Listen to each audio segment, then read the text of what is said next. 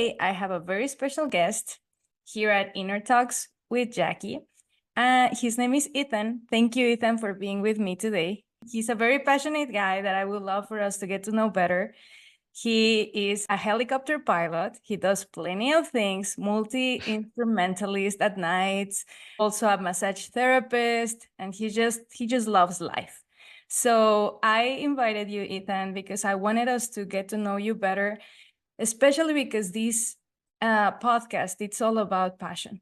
And when I met you, you just shine this vibe of like, I just Thanks. vibe and just taking everything so chill, just going with the flow, enjoying life. And I think we need that more, especially on this hectic world that we live in which we're always thinking on doing, and we barely stop to really think and feel. And it was very interesting to me meeting a guy and seeing this feminine aspect on you as well, very well balanced. And that's why I wanted us to focus on this podcast on talking about your perspective on being a man, on perceptions of what a man is, because I assume you having this background of being a pilot, but at the same time being so in tune with your feelings and your emotions. So thank you for being here today. I think I went into a very long intro, but this is why we decided to do this episode together. And thank you for being here today. Absolutely. Thanks for having me. Yeah, that's a really, really gaudy set of things to describe me as when you say it out loud. I guess I do all of those things, but it's kind of crazy when you think of yourself in one way and then you hear someone describe you and it's like, wow, I guess that is the caption of me. But yeah, you said something really interesting about finding a man. I guess it's kind of some of what you said, finding a man that takes things slow, or by finding a guy that isn't like such in a rush, right? And I think that's in big a part to what men are told to be considered successful, or to give them the permission to feel successful, which is actually two very different things. Maybe it's actually the same thing, but I think we approach it in very different ways. Especially having culture behind, because we were talking also about how the cultural perceptions of, at least mine, right? I'm from Mexico City, so I grew up with different beliefs. And then when I first come to the US, when I was barely 18 years old, 19 years old, it took me a time to kind of adjust to the differences. And I've learned, and that's something that you and me talked about, I learned that the American culture is cold and straightforward and cutthroat and very independent. And I learned a lot of things about the American culture, which I love. But I think the part of the human, the feelings, a community, all of us together, the perception is more of the Latin American culture, or just like me, myself, like warmth cultures. So I wanted us to go a little bit on that, because when we were talking, you said something like, no, not necessarily. Like, it is like an American guy. I come from California. Yeah. I think this way. And we went into this rabbit hole of understanding this. So I would love our audience to kind of get into this mode with us of how was your journey around these topics? Well, it's interesting because I mean, there's definitely an implication from society, from fathers, from men that are older than you, even women that are older than you, even women that are your same age. I think men, we get this idea of what a man's supposed to be, and I think that's really fed to them by somebody else, someone beyond them. And at some point, I just realized it's like I'm living in my own skin. And I can really make my own rules to a degree, right? Because you don't want to like go around and make people like super uncomfortable or just be so oddball that there's no connection.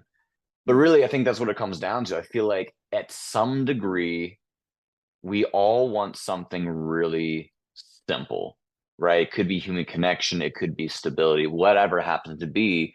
But we're not really taught how to personally navigate those desires, right? We're kind of given a template with a very broad description. You know, masculinity is one of those very broad, like people talk about what masculinity is. I don't think we have a very specific definition of it. Because if you were to type into Google, what is masculinity? Like there's so many different definitions. Like there's the obvious ones like, oh yeah, you're bold and you're aggressive. And then there's some people that are saying that it's like describing more of what I would think is feminine traits. Like we don't really have a proper map. Yeah. So if we don't have a map, then there's not really any rules. I am a man, but I can do pretty much whatever I want. I don't have to abide by rules. And if those rules don't serve what I want, because that's what I think people forget what they want in lieu of the pursuit, and then they get so attached to that pursuit, the idea of becoming, that they don't realize that what they're becoming doesn't actually serve what they want. And I've always found that really fascinating. It's like before you tell me how much of a man you are, and you try to like talk down to me for expressing more feminine attributes at times when I feel like it's necessary for my life, consider what it is exactly that you want. Do you know what you want? Or have you been told what you want? And then you just believed it because you're too afraid of the alternative, which is to not be a man or not be seen in society as a man. Yes. Maybe. That's I a com- question for each individual. I completely agree, and I think when we start limiting ourselves to just understanding fully who we are as individuals, we kind of miss out a lot. Especially as you said, we put ourselves in little boxes of, okay, this is what it is to be a woman, and this is to be a Mm. Mexican woman, and Yeah. one who speaks Spanish, one who comes from a very tight knot family, la la la la la. So Mm. I'm even putting myself in more and more and more boxes. And I think I'm one of the goals of this podcast is kind of challenging beliefs of being like, okay, but does it serve you though? Hmm. Does it help you getting where you want to get? And I'm all about opening our minds to new perspectives. I perceive myself as a weird uh, now I have a different like definition of weird, right? What it is to be Yeah. weird. I think you mentioned something the other day, which is different. It's a change it, just authentic or original. Hmm. It's not that you are It's weird felt. exactly. Yeah. Just something that Spontaneous. exactly. It's more spontaneous. So Ethan, I would love for you to share with us how it is to change all the hats that you do, like coming from um being a pilot and then going more in tune with being a massage therapist and then having all these passions of playing an instrument, how it is for Mm. you, like that journey of just changing all those aspects of yourself and being passionate, I believe, about Mm. all of those. Well, if you were to ask my girlfriend, she'd call me insane for sure. It's just, I mean, but the way I see it, it's almost synonymous with the way, or I should say, maybe identical to the way that we would be talking about femininity and masculinity in a person. Like man and woman is not necessarily masculine and feminine. These are attributes we use, and we can pick and choose to kind of create a building block of our life based on how we want to feel, what kind of position we want to be in our lives, and that is kind of like the boiled down version of why I'd really do anything. It's just I play the drums because I want to play the drums. I become a pilot because I want to become a pilot. I mean, I wish I could give you a more complicated answer, but I feel like most people, they create these complexities that are completely unnecessary. Life is complicated enough on its own as far as like human desires and how we want to achieve and how we want to develop. Yeah. I mean, as long as you ain't hurting nobody, like give Yeah. it a shot. Who And cares if you are Hispanic or if you're a man or if you're a woman or if you're black or if you're white? Like, I don't know. I just don't see it as helpful. These boundaries that we set, they're fashionable at best, right? They're things that we can use as a form to express ourselves. Beyond that, once they start limiting you, these labels are not helpful anymore, especially the ones of masculine and feminine. Because if you, Jackie, so you're one of the most inspirational people I've met. If you were to stick to your feminine roles as a woman, you wouldn't have done anything that I cherish about you. Honestly, I mean, some of the coolest things about you is that you started your own podcast. You're constantly changing your ideas of what you want to do. You're constantly changing your ideas of who you are. And that's not, that's in my opinion, and I think what most people would agree is that those are very masculine attributes. But I'm fascinated by them. I'm fascinated by the fact that you didn't limit yourself to the feminine box. As beautiful and as necessary as those attributes are, you didn't limit yourself. You went beyond that and said, okay, well, let's use multiple colors to make this painting because contrast is beautiful, right? There's a place for all these things. So I guess to answer your question simply, um, I was curious and I didn't see any reason to hold myself back. So Yes. I didn't. I And you mean, know, that's saying it now though. I mean, of course, there's always like yes. boundaries that we had throughout time, And right? But you learn to overcome those. yes. And you know what? I really wanted us to share that aspect of curiosity because I feel very I think in that we are very similar. Like I'm also a very Mm, curious person that has explored many industries, many different things. Currently, I'm studying psychology, but at the same time, finishing a PhD in this and doing other things with this, and thinking about being a life coach and just yep. doing traveling. So Eh, and you're right. It all comes down to being curious. And I think hmm we should cherish that aspect because at the end of the day, Duh. we came here to explore life. And you said That's something it. like you said something You that I got it. like, yeah, we got it. We got the answer of life. No, but I do think it's true. Like one time I've never thought of this, but you said it the other day. You said I asked you if you like traveling, right? And you said that you love it, that you would love to do it more. But hmm that before that aspect of your life comes, or that stage in which you're probably going to be traveling and jumping from plane to plane, you said that you love exploring people because you do Mm, believe that they are like a world to discover. And I've never thought of that like that. Like probably I live it through my life, but I've never really put that into words, thinking you're right. I think whenever I meet somebody, it's like where do you how deep you get when you get to know somebody. Like and you just put it in words which you made me like reflect on all of these people I've met through my life that had taken me to different parts of the world, different mhm. parts of myself. So I will really love for you to share that with us and just said it again. Like, how do you do it? Why are you so passionate about people? What is it cool about people that you like? Mm. Uh, yes, I think that was my. There's not a single thing that I've done on my own. Not a single damn thing I've ever done on my own. That's probably the biggest reason why people are so important. And we're talking specifically about what I meant when I said, I think the words that I might have used, and you hit it pretty much on the head, is that each person is a universe, you know? Like maybe I can't go to Spain, I can't go to Zimbabwe, but I can go hang out with Jackie and see what the climate's like in her universe, you know? um, because we all are just collectors of experiences and ideologies and practical uses of all those things that we've collected. So we have been practicing what it means to be Ethan, you what it means to be Jackie for our entire lives. That's a skill that no one else has been able to practice, and that's fascinating to me. And like for a moment, I can tiptoe into your world and say, okay, what is it like to be Jackie? And I think a lot of times that concept does kind of get overstepped because in a lot of ways it may take both parties to appreciate that for something beautiful to happen. Not always, because there's plenty of times that I've come across people that they just had no idea in their mind what was going on. I just thought they're really cool people, so I just wanted to be around them. And there's other times where I was just, I don't know, tired or bored or whatever, and someone came and they kind of latched on to me and they're really curious about who I was.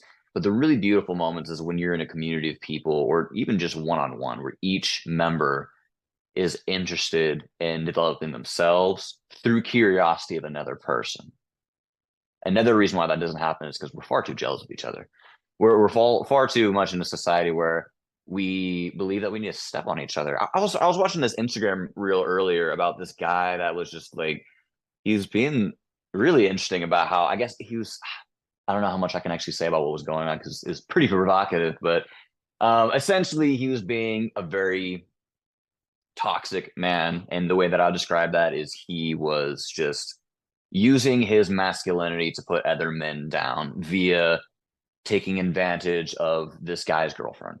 Kind of. Essentially, I thought it was so interesting that he felt he needed to do that. That he felt he needed to tear another man down to feel like a man himself.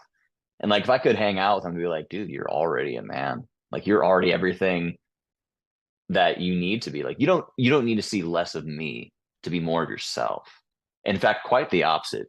You should see more of me to become more of yourself. And I thought it was really interesting what you worded earlier when you're talking about meeting people who have brought you closer to yourself. I don't know if you said exactly like that, but Yeah. kind of along that, like I said, I've never done anything by myself. I didn't even become me by myself. Yes. You know, we need people to discover ourselves. We are, I'm not going to say that there's no individuality and there's not an importance for that, because independence is crucial for creating a pivot point, a vector point for other people. But even that we don't do alone. And that's what makes life so unpredictable and so interesting. I once hung out with this pagan woman up in Minnesota, and she would tell me that, you know, one person has the power of one person, two people has the strength of four, and so on. When we collaborate, when we come together, exponential results happen. Something you just can't do on your own. And I completely agree with you on that. I think when you become extremely resilient, which is, I think, a great trait to have, and Mm, independence and freedom and all of this, that I think this country cherishes a lot. And that's one of the main things I really like the US. But at the end of the day, it can become to a point in which it's no longer serving you. As we start saying at the yeah. beginning. I mean, okay, develop those traits, sorry, but also make sure that you are developing the others on the other side of the spectrum, which is, Hmm. okay, ask for help.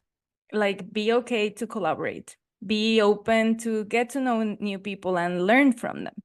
And I think that blew my mind. I've always thought of it, but the more I'm doing things on my own and just uh yeah, just kind of going with life and survival mode, the more sometimes I forget that it's so important to raise your hand and be like, hey, I want to be part of the tribe. Like, Hold up. Right. yes, it's like, Yeah. who wants to come? How can we collaborate? Hey, you guys, I need you. Like that, I think that Oof. of I need help, I need you. Oh, like This is a it's, hard one for you, huh? yes, and it shouldn't. Like, definitely, I see that there's some work to do there, and I'm working on it. But it Mm, shouldn't be a problem to say, "Hey, I need help."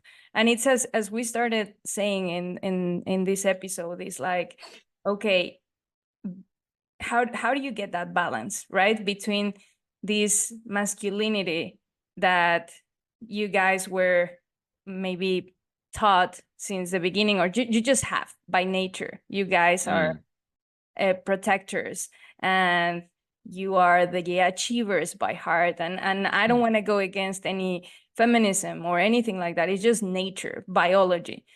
And mm, then nowadays we have women like me that we are doing all that by ourselves. And then we kind of want to get back to that femininity in which we stop for a bit and we just say, hey, I need some help. I want to mm. stop for a bit. And that doesn't make me any less strong or resilient or Yeah. intelligent or so you have all these mix of where do I stand? Where is the part in which I ask for help and the part in which I do everything by myself? And I think it Mm, comes down to getting to know yourself fully and being open to know other people and ask whenever you need help. And I think you told me that the other day. You said like, or I loved how you phrased it. You said, Jackie, maybe you need to learn how do you say it? You need to learn you need how to to learn how to need people. Yeah. something. And I was like, and I remember it kind of crashed my mind. I was like, that wasn't exactly the plan, but I Right. loved it. It's interesting because I don't know if this is necessarily correct what I'm about to say, but I feel like it's reasonable to put it out there. Just put the idea out there. Is I feel like today women are almost considered weak for owning their femininity. Mhm. Possibly because there's a lot of push for women to be able and to be allowed to do all the things that a man have been able to do. And I agree with that. But now women are having the same problem that men have had, whereas like if you're not doing the things you need to do, then you're considered weak. No one's weak. Like I mean, yeah, no, sorry, everyone's weak. Absolutely everyone is weak. Every single person is weak, and that's okay. That's why we need each other. If we were supposed to do it all on our own, we'd be the only person here, but we're not. We're dumb little fleshy, weak creatures, and we need a hand. And that shouldn't be something that we're ashamed of, you know? And I always think it's interesting when, because undoubtedly masculine traits is protector, it is achiever, that sort of thing. You brought that up earlier. And it's interesting because like I want to be protected too. You know, I want to be a little meatball and like be cuddled, right? But I also want to be the person capable of holding that space for somebody else. And I think that's totally reasonable. I think for a long period of time, men and women, masculine and feminine roles may have been necessary for tribes, for communities, for any group of people that had to function in a very specific way for that community to continue because of the lack of population. Maybe I don't know. I don't haven't studied culture. I'm just assuming this because it's here. Masculine and feminine roles, they are here, and everyone seems to give a giant care about it. Um, but nowadays, I just don't feel like the rules are the same. You know, because I can't tell you how many people I've been around, specifically women that I've dated, that did not necessarily cherish being with me because I was the manliest man they'd ever been with. That was part of it, right? They liked my confidence, they liked how bold I was, and other masculine attributes. But they also love that I could like take a beat and listen and actually hear what they're saying and apply it to the future. You know, and a lot of people might say to that, it's like, well, just because you're a man doesn't mean you can't be soft or can't listen. Doesn't make you feminine. It does make you feminine. Those are feminine traits, but that's okay. Yes, it doesn't make you not a man. I think people are just so hung up on this. And like I said earlier, at the end of the day, it's fashionable at best. It's just, well, for whatever reason, masculine roles have been assigned to men and feminine to women. It just seems like maybe there's some merit to it. Like it seems like in general, it's based off attraction, right? Feminine women, masculine men seem to be drawn together. It seems like it'd be a popular thing, but it's also not the only rule. It's not the only way it goes down. Um, and I think now we need to be very careful on how important we let that be to us, because for me, masculinity and femininity, when I'm thinking about it, if I'm honest about it, what I'm trying to do with it is use it as a frame of reference to sharpen myself. Maybe in this moment, I need to be the bold person that stands up for a room for people that is not being treated properly, or I need to be a leader, whatever that. And other times, I need to take a seat and listen because I've done something wrong, or maybe I need to learn something, or I need to be soft and I need to be held. Maybe I've fallen through my own cracks and I need a hand, you know? Yeah. Because how strong can a man be if he is not willing to receive help to bring him back to his strength? Yes. Because then he has this face of strength but a heart of weakness all the time. That doesn't work. That Yeah. won't work. So it's just a masculine facade at that point. I don't know who that's good for. Not good for me. Yes. Yeah, I think you left me thinking right now when you said how how can a man start asking for help and getting more in his soft side, which I believe there should be a balance on both Yeah. ends, like men and women, no matter what. Like how do we develop both worlds and feel good with whatever works for each individual? And I was thinking Mm. what you say, how men should be able also to stop and ask for some help.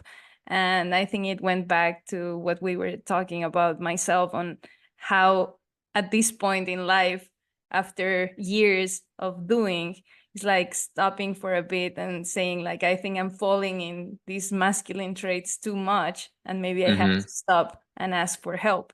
And I think that's just the natural thing that anybody can navigate if they go into one side of the spectrum too much for too long. It's like you Mm. need the other a little more, especially, and I'm gonna say this for women, especially we are women. It's like just take a break, do some self-care, stop, because it's okay. Nothing is gonna happen. The world is not gonna end. Hmm. Yes, you're gonna keep pursuing because you just have it in you. I think people with this fire in themselves, they already have it. You cannot, I believe, you cannot kill it once it's there. And one way or the other, you're gonna get back to it. So, Mm. Ethan, you were just saying right now how you will also like to be protected. You said it, right? You said, okay, yes, Yeah. men are protectors. Okay, I also want to be protected. And I think this is something that not a lot of guys are open to say. So Mm, having that's here, a shame. I know, but They like, feel it. I promise you, they feel it. They just ain't saying it, and it's a shame. and that's exactly Um, why I want to oh, open the space. No, yeah, yeah, on talking more about this part. So what do mm, you mean by that? So that we can understand it better. that's a great question. What do I mean by that? What do I mean by I want to be protected? I mean, maybe I want someone to stand up for me. If someone says some harsh thing to me, I want to know that the woman that I'm with isn't expecting me to just be volatile and lash back at them or to depend solely on myself to put myself back together, or that I want to know that if I have a period of weakness, that doesn't mean that in the eyes of the person that I love or the person that's choosing to be with me, I am now not a man, right? I guess that's what protection means from a man's perspective, specifically a man that has been told to be masculine, if that makes sense. It seems like every man, but I mean, maybe not. Um, to be protected. I don't know. I guess I just want to make sure that that someone has my back, Yeah. but not just physically, but especially emotionally. Someone that I can go to and be vulnerable with. The opportunity, the space to be vulnerable is. It seems like a lot of men struggle to find these people to be vulnerable with. I don't particularly struggle with that. And I think that's because I've practiced this for a period of time, whether intentionally or unintentionally. I got good at being vulnerable, and those are feminine qualities, Mhm. and they assist my masculinity because if I can be vulnerable, I no longer have to fear my feelings. I can go to the people I need to, whether it be my girlfriend Hazel, my friend Xylo. Those two, they're like both of these incredible women in my life are pivotal for me being the man that I am, and I access that through my feminine qualities to communicate with them. You know, so I don't know if that answers your question, but Yes. Actually, protection is an interesting thing because like what are we protecting ourselves from? At the end of the day, it's just ideas. These are all ideas that we yes. just took very seriously Yes. at some point in our human history. And in this answer, I love it because you said that it just comes natural to you to be vulnerable. Do you Different, not natural, okay, practice. Yeah, practice? definitely not something that I was just given naturally. It was hard. It was definitely hard at first to care to be vulnerable, to care to have feminine quality. I didn't know what that meant because I mean it must have started when I was in middle school. So it definitely wasn't natural. I don't know. Maybe it was natural. Maybe I just didn't deny my nature the way that many men do. And that's kind of a bold claim to say, but that might be the truth. So actually, maybe I shouldn't have stopped you. Maybe it is a natural thing. I just didn't stop. And on that, I was about to ask you, like,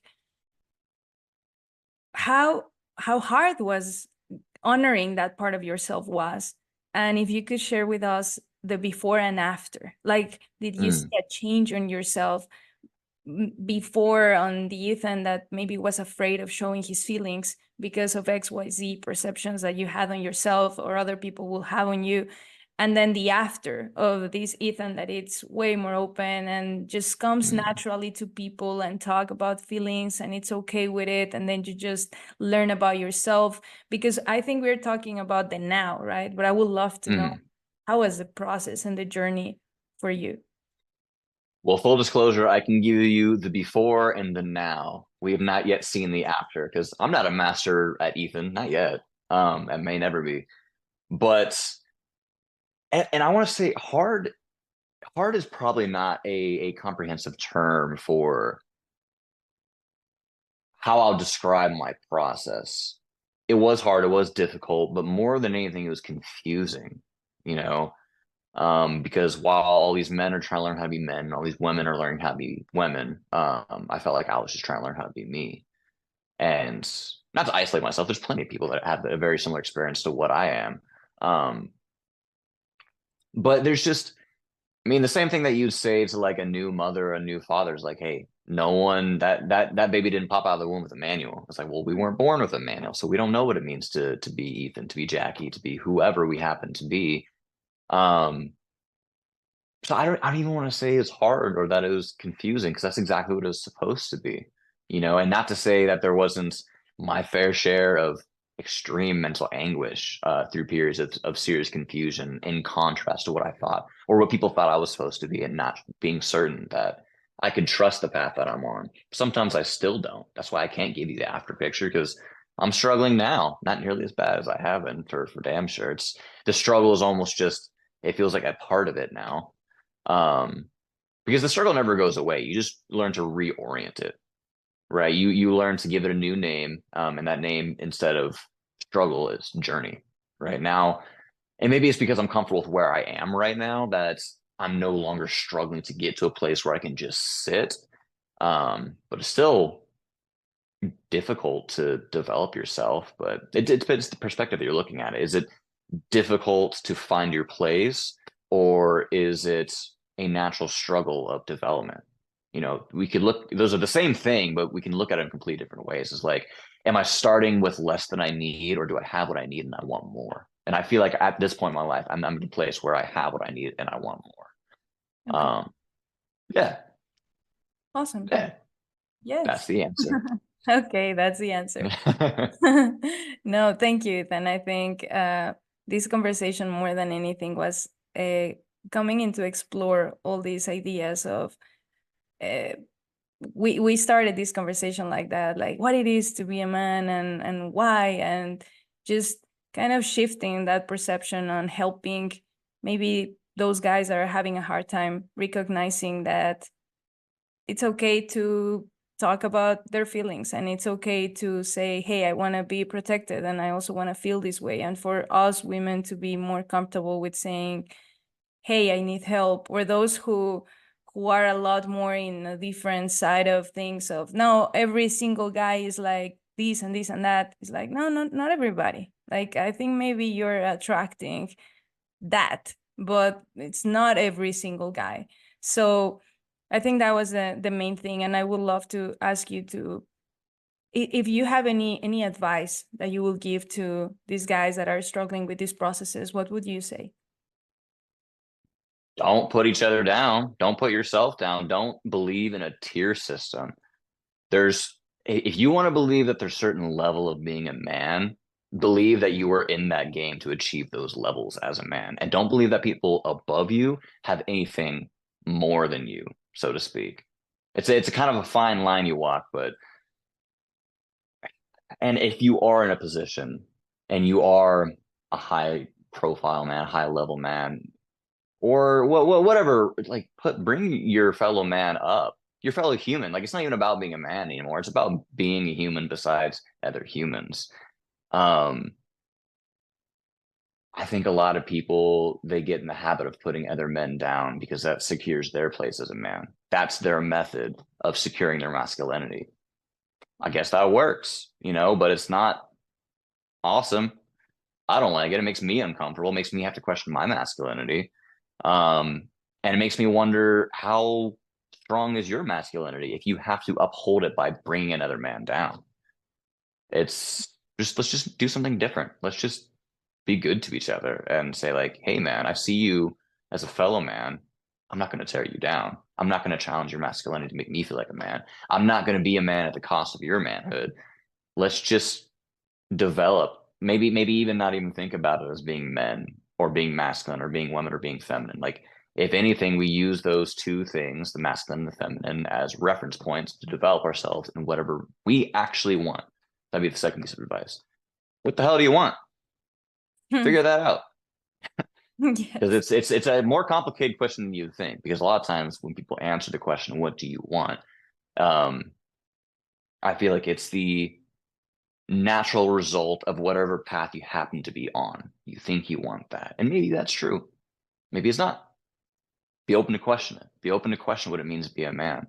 And um, also be around people that are difficult to be around. That's another big thing too. Because that will make you feel more confident in yourself for sure. Because then you'll learn how to navigate those things. I like that one. Okay. Mm. Can you elaborate a little more on that last one? So be What a it means to be around. So if you're around people that you feel challenged by, that's an opportunity to grow. And obviously do it in your time, because I wouldn't say like go and just, I don't know, what was it terrible? I don't know. Don't go commit a crime and just go and be around prisoners all day long. Like that's probably overboard. But don't only hang out with people that you get along with. Don't only surround yourself with people that are easy to be around. And learn how, like, get a good idea of what you're trying to do. You're not going to know entirely who you are. Like that's way too much. But getting a good idea of what kind of flow, what kind of vibe you're trying to create in your life, and maintain that through the spaces of people that totally disagree with that. If I am a man trying to develop my own brand of masculinity that is very different than what we see as projected as masculine today, then I need to go talk to those men. I need to be around those people. I need to be in, I guess you could say, toxic masculine spaces so that my ideas can be sharpened. I need to be knocked down a peg so I can bring myself back up a peg.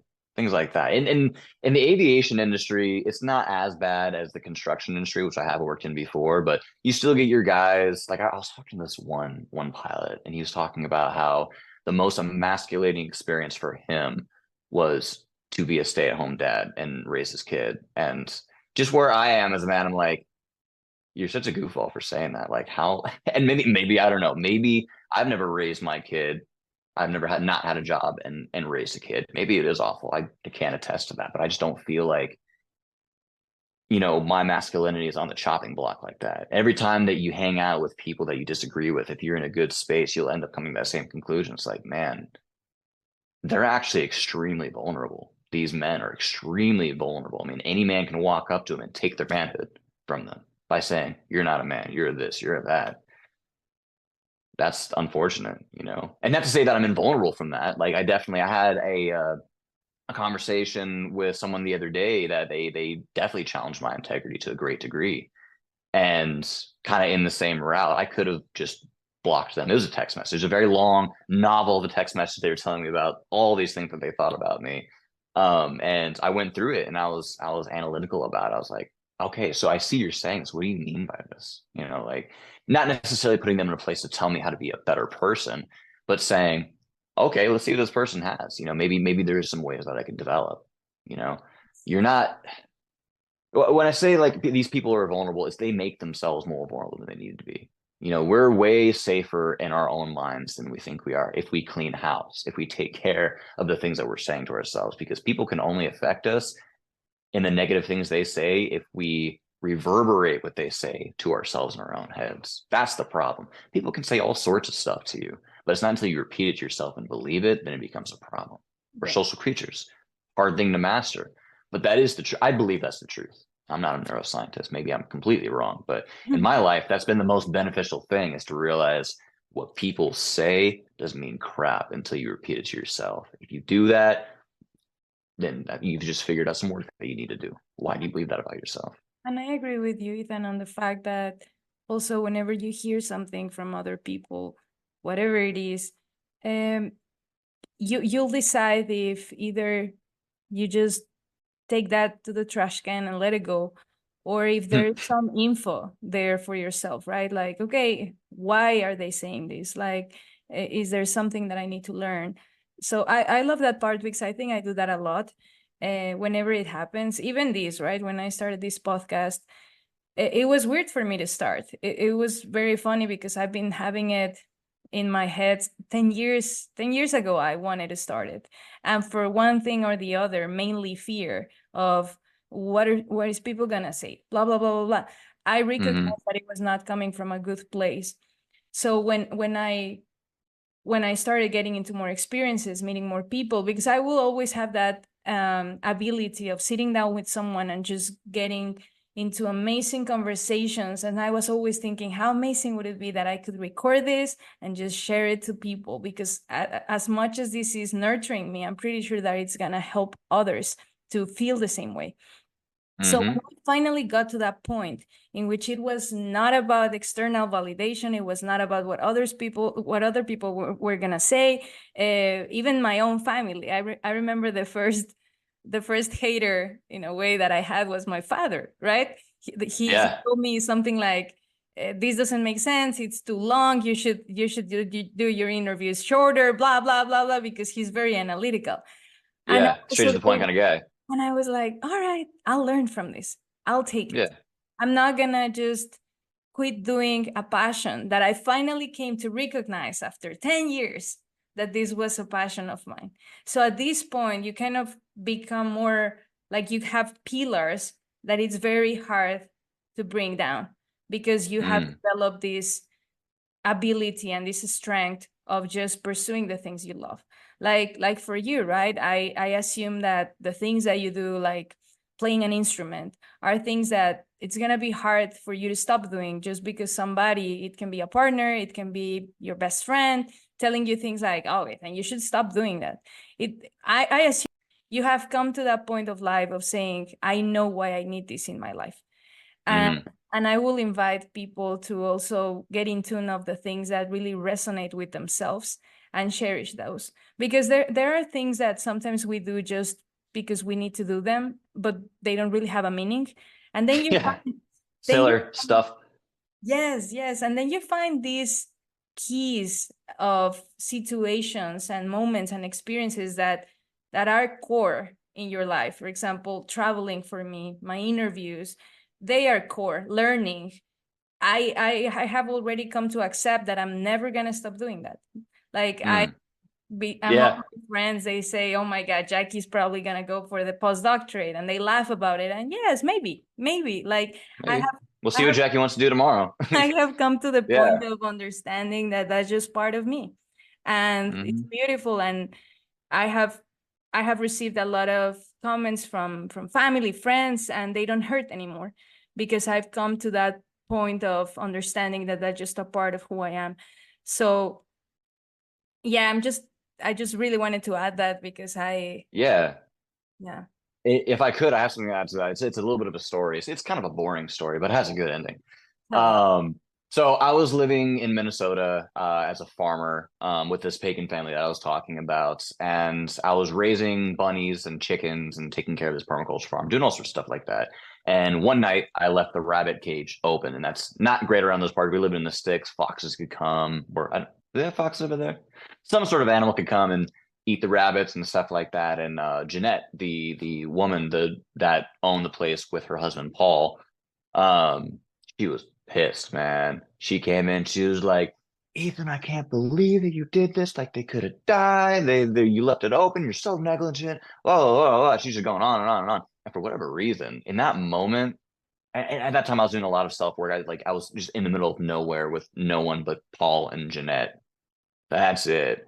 And like they were like in their 50s at that time. I was 21, like very different. So I was on my own. I was just thinking a lot. So maybe that contributed to why I experienced what she said in the way that I did. But when she said that, the first thing came in mind is like, okay, she said that. What do I want to hear from that? You know, Mhm. it's almost like you can strip away anything that people say. You can strip it to their bare bones, and there's a meaning under there. They just code it with so much of their own personality, their own worries, legitimate things that they're concerned about. At the end of that, it was like, hey, you need to be more careful. That's all she really said. That's all she really said. She just filled up a whole bunch of stuff because she's really angry.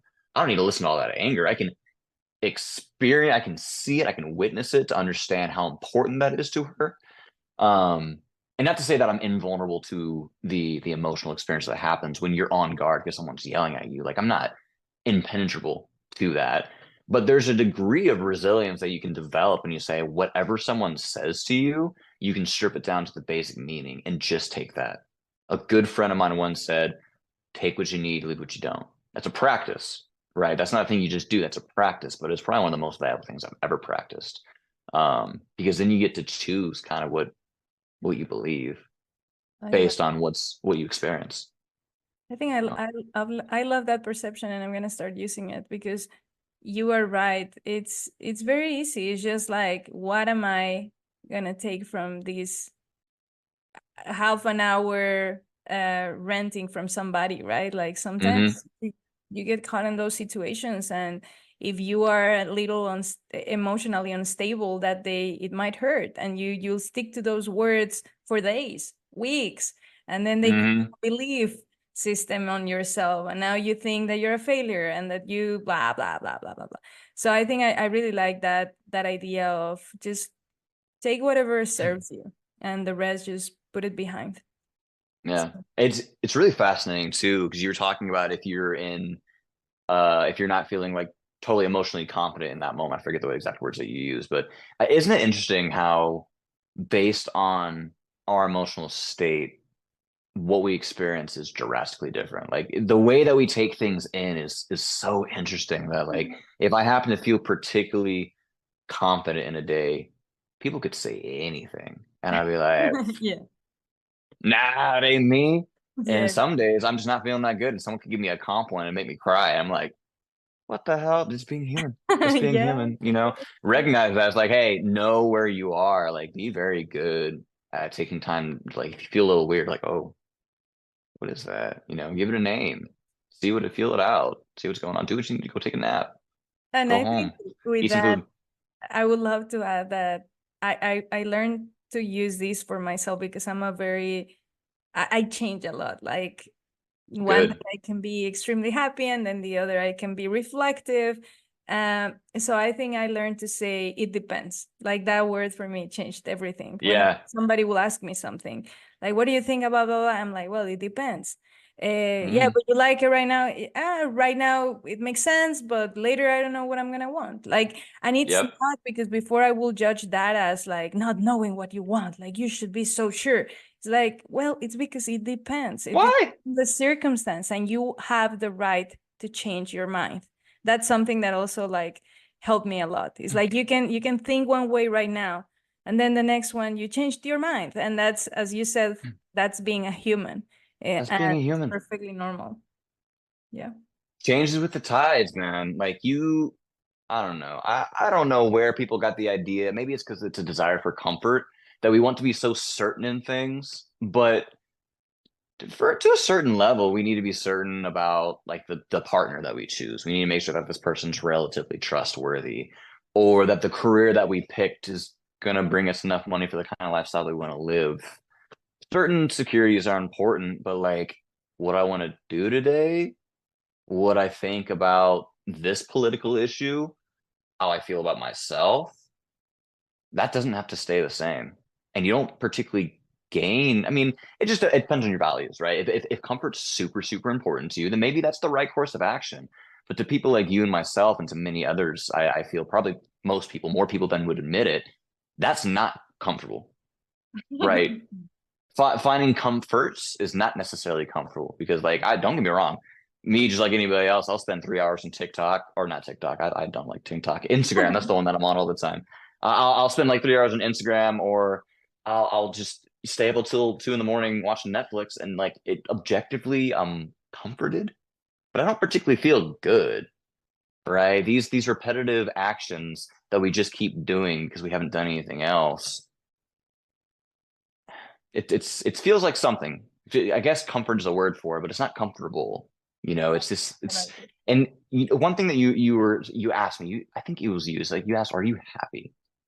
And I was like, I don't really like that question. Maybe that's complicated. What's more important to me is, am I moving? Am I progressing? And I'm not saying like you need to be this like hyper entrepreneur making money all the time. Whatever progression looks like to you, whatever success looks like to you, is there something that's giving your life meaning, Yeah. right? Are you playing music? Are you talking to friends? Are you doing whatever makes you feel good? I guess that's happiness, but it doesn't feel like that all the time. The feeling aspect is kind of complicated. I don't really know how to identify that. There's certain things that I can do to promote certain experiences, but for the most part, I'm more concerned that in general, I'm not stagnant, because that inherently produces good experiences, whether that be happy or inspired or excited or um, whatever other kind of emotions comes with it. But yeah. Thank you, Ethan. I really Hmm. enjoyed our conversation, and I'm gonna start this little thing, and we're gonna start with you right now. And it's Let's this go. kind of little um, ending for our episodes in which you're gonna throw a question that kind of resonates with you right now, that you think it's gonna create something in somebody, whoever's listens to this question. And the next guest that I'm gonna have is gonna answer this question at the end of the interview. Mm, So what's I'm the starting a trend. Oh, it's gotta be a good one. yes, Oof. be a trend. What kind of question would I ask? How are you today? But I want you to really tell me. Okay. From a curious perspective, is how are you? Exactly. I don't want none of this. It's good. I'm good. No, no, no, no, no. How is Elaborate. your climate today? That's what I want to know. Yes, You know. that's a great question. Thank you very much, Ethan, for being Yeah, thanks for having me. in I wish this. we could have gotten to talk more about you. I feel like we just talked about me the whole time. Yeah, that was the point. We were just having a conversation to get to know you, and then the I'll say next. I didn't mind it. Well, thank you very much for being with me today, Absolutely. and we'll keep the space open for some other interviews together. Oh yeah. Awesome. Thank you for having me.